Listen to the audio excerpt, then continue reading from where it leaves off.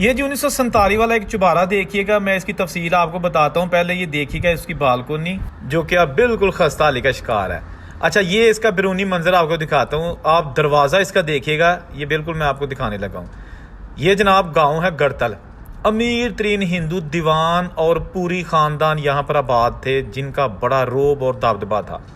इस गांव में आज भी बहुत सारी पुरानी तारीखी छोटी ईंट से बनी हवेलियाँ मौजूद हैं, जो अब आहिस्ता आहिस्ता अपनी असली हालत खोने लगी हैं।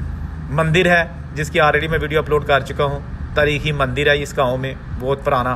बहुत सारे लोगों ने कहा कि ये इंदिरा गांधी के ननिहाल का गांव था, लेकिन ऐसा नहीं है, ये गलत है। क्योंकि ये पूरी और दीवान लोग जो है ना, ये बहुत रईस लोग थे यहाँ पे। उन्होंने अपने नाम का स्टेशन भी बनवा रखा था अपने गाँव के नाम का, जिसका नाम था गढ़तल, बेगोवाला गढ़तल। ये स्टेशन बेगोवाला गाँव में था, लेकिन गढ़तल जो है ना, बेशक वहाँ से 11 किलोमीटर दूर